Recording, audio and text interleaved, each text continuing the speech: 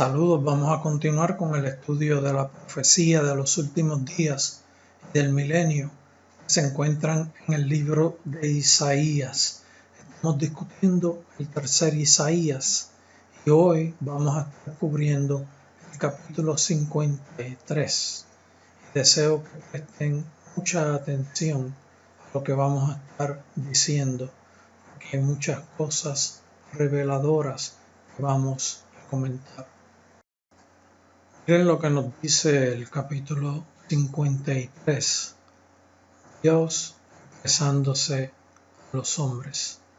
En este capítulo se revela conducta y características del pueblo y del Hijo de Dios como hombre. Aquí vamos a ver cómo era la conducta de los hombres con Jesús, Hijo de Dios, Dios con nosotros, hombre, 100% hombre, se había despojado de toda honra y toda gloria. Él no vino con sus poderes, Él no vino con su honra, Él no vino con su gloria. Él se despojó de todo eso y entró en un cuerpo de hombre como el que tenemos nosotros hoy día. Este capítulo es como una película que nos describe cómo era la conducta de los hombres, cómo era Jesús y cómo actuó Jesús y por qué pasó Jesús.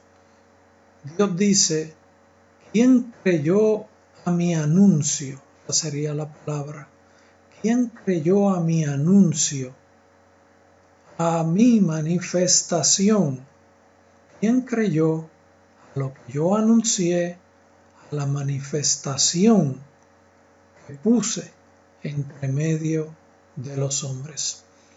Con esto lo que Dios quiere decir es: ¿quién estuvo consciente de lo que yo había dicho en promesa en el Antiguo Testamento?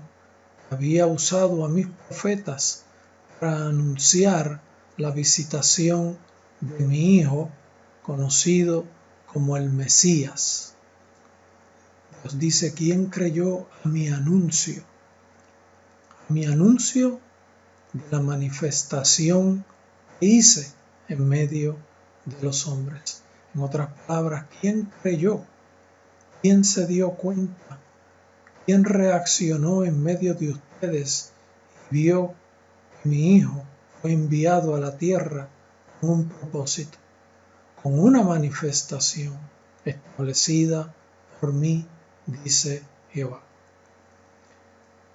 Menciona que su Hijo vendrá como renuevo delante de él.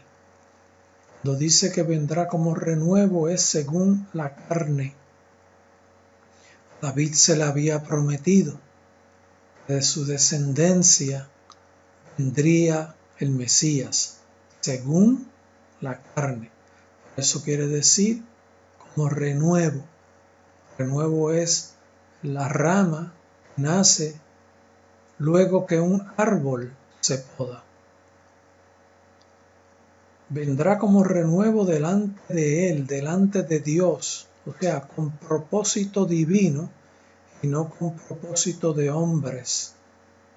Vendrá como renuevo, parte de los hombres, descendiente de los hombres, pero delante de Dios.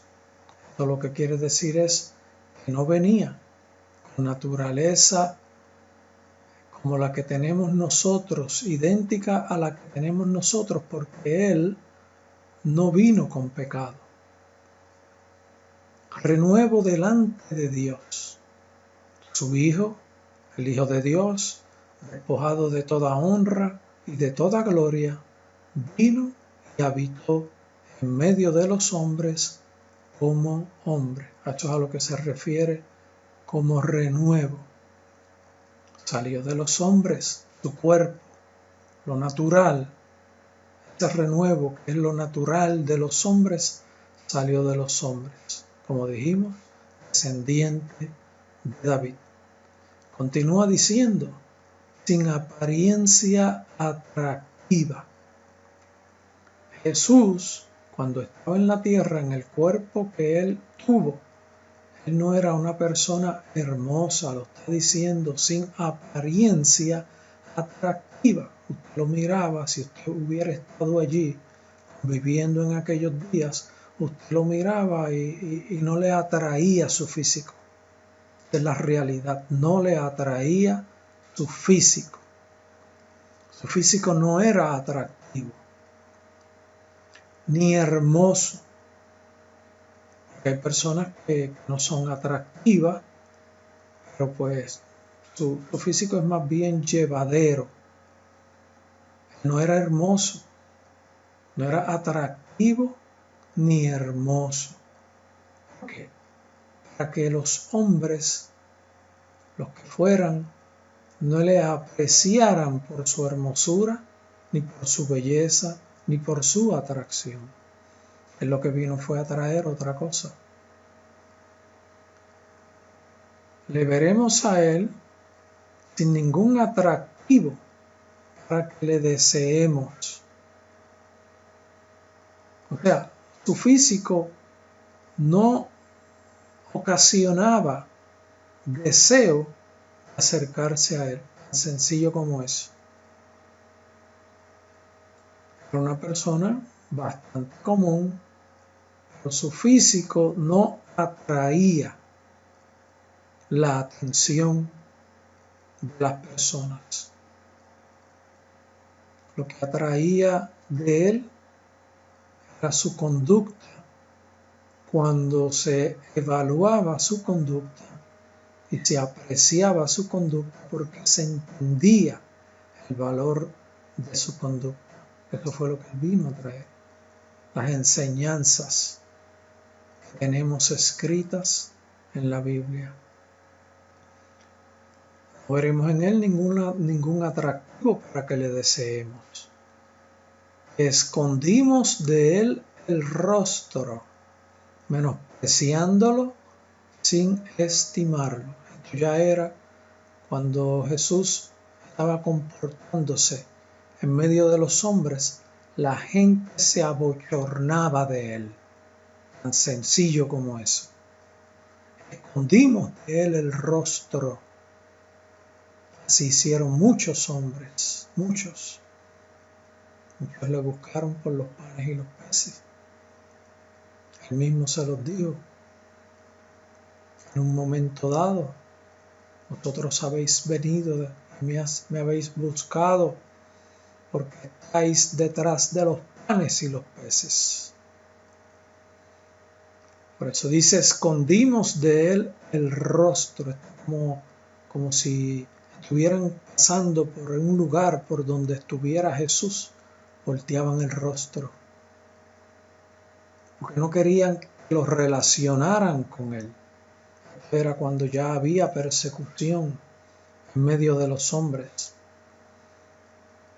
por los sacerdotes, por los fariseos, por los saduceos.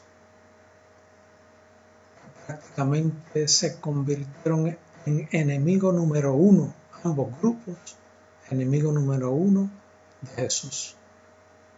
La gente, como veían a los líderes, sacerdotes, persiguiendo a Jesús, la mayoría, en un momento dado, se escondían y volteaban su rostro, como negándolo, menospreciándolo, sin estimarlo. Estimaban más a los sacerdotes, a los líderes, a los depuestos, que aquel humilde hombre que vino enseñando las verdades del corazón de Dios. Será despreciado y abandonado por los hombres, lo mismo que hemos estado explicando. Despreciado, abandonado por los hombres. Despreciado, abandonado por los hombres. No salieron en su defensa. No salieron en su defensa. Lo dejaron solo. Solo. solo Él sufrió por nuestros pecados.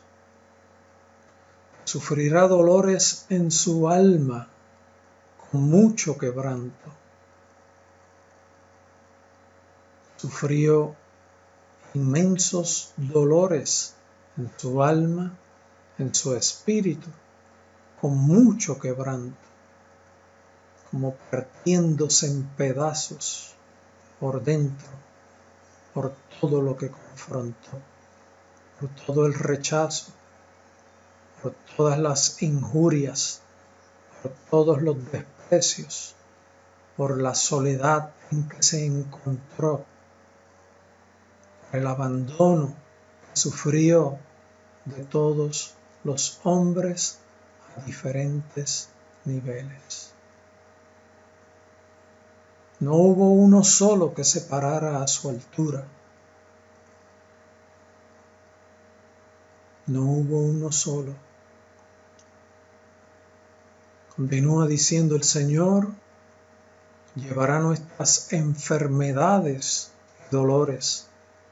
Esa fue la victoria que alcanzó, esa grande promesa de que en el nombre de Jesús, guiados por el Espíritu Santo, con fe, alcanzamos sanidad. Sanidad corporal y sanidad espiritual, incluyendo los dolores. Hay dolores que son ocasionados por el enemigo de las almas. Ahí se refiere a liberación. En enfermedades también se refiere a liberación. Él llevará nuestras enfermedades y dolores, porque con su victoria en la cruz podemos pedir que seamos sanados en el nombre de Jesús. Y Dios nos sana. En aquel momento pensábamos, y Dios dice, que pensarían que Dios era quien le estaba azotando, porque hablaba cosas contrarias, contradictorias, con muchas enseñanzas de hombres. En otras palabras, su enseñanza fue una revolución santa que fue rechazada y fue vista. La respuesta a esa conducta de Jesús fue un azote divino de parte de Dios castigándolo. Por eso dice, pensaron que Dios le azotaba y lo abatía. Azotar y abatir son expresiones de castigo, azotes físicos. Cuando dice abatió, se refiere a azotes contundentes en su cuerpo. Pero fuimos nosotros, fue el pueblo, quien lo molió. Cuando dice quien lo molió, se refiere a que lo despedazó en miles de pedazos. No fue un golpe, no fueron dos, no fueron tres, esos fueron muchos los golpes. Cuando dice molidos, es extremadamente golpeado y abatido. Y lo herimos por nuestros pecados. Aquí vemos la parte divina de Dios con su propósito, que a través del sacrificio de Jesucristo en la cruz del Calvario se convirtiera a Él en el perfecto sacrificio que nos daría perdón por nuestros pecados y nos concedería salvación y vida eterna en el reino de Dios. Dios cargó en Él el pecado de todos nosotros. Esto ocasionó en Él un grande dolor. Él angustiado y afligido, no abrió su boca cuando fue llevado a su muerte.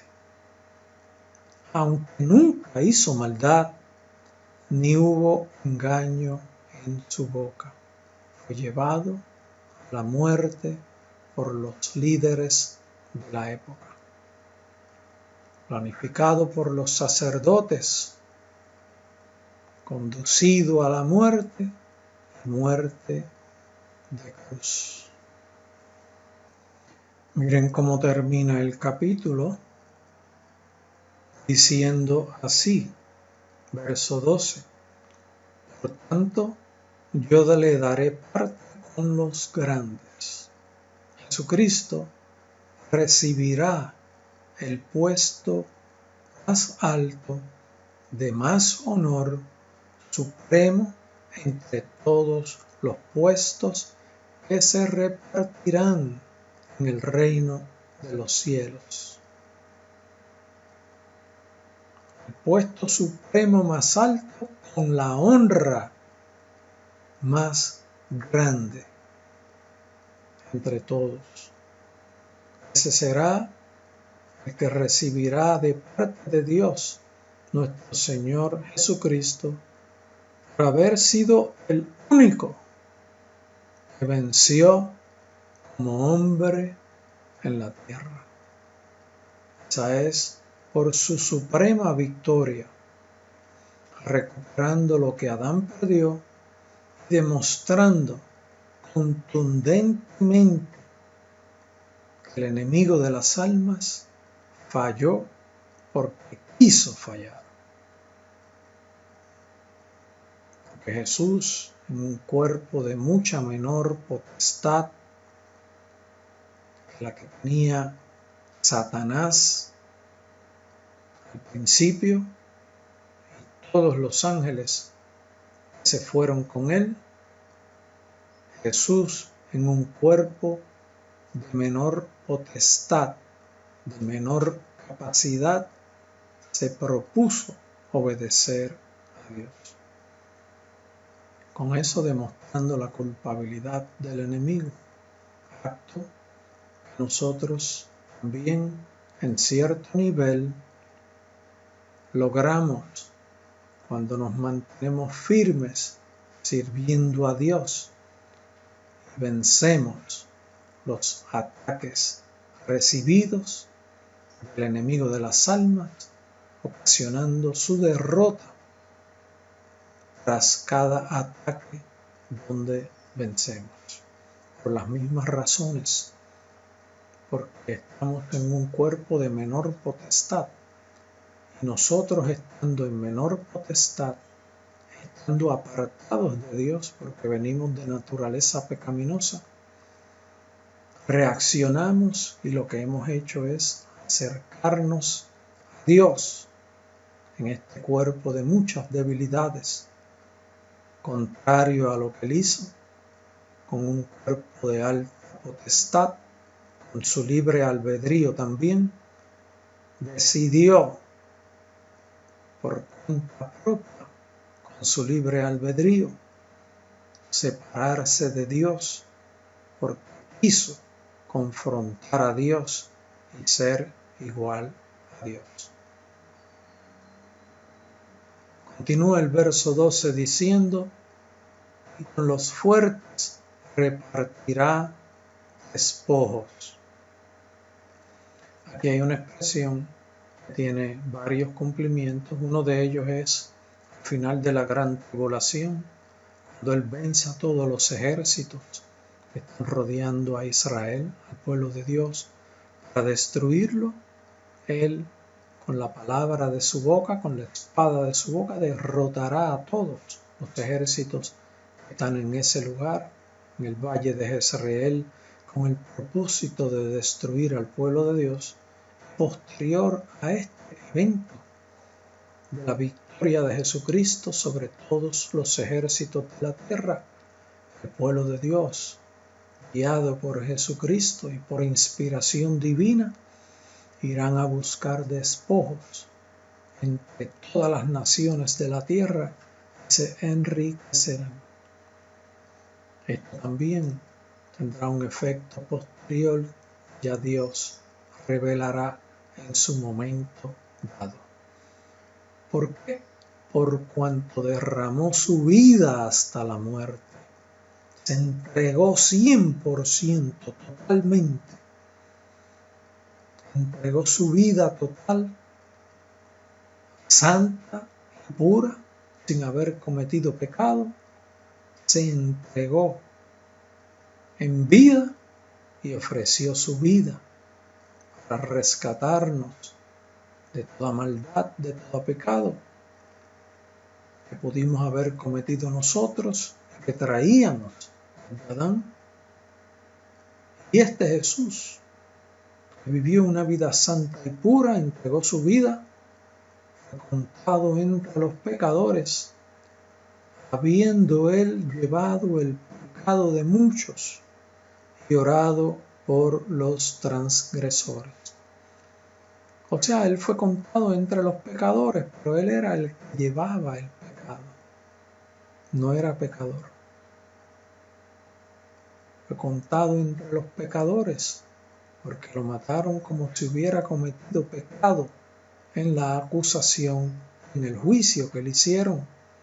Juicio falso y erróneo, porque nunca cometió pecado y nunca se halló maldad en él. Pero estando allí, en la cruz del Calvario, en el Gólgota, oró por sus transgresores y dijo: Padre, perdónalos, porque no saben lo que hacen. Allí mismo él perdonó a todos sus transgresores y manifestó su palabra dirigida a Dios, diciendo: Padre, perdónalos, porque no saben lo que hacen. Jesús perdonó, como debemos actuar nosotros contra toda transgresión. Con esto terminamos el estudio de la profecía de los tiempos finales. Este verso 12 cubre parte de los tiempos finales. Hablamos y describimos eventos de los días de Jesús, porque es muy significativo. Teníamos que cubrirlo, no podíamos dejarlo pasar sin comentar tanta maravilla, tanto plan redentor de parte de Dios, que todo está con plan divino de consumarse en los últimos días. Así que Dios les bendiga. Espero que les haya gustado este video.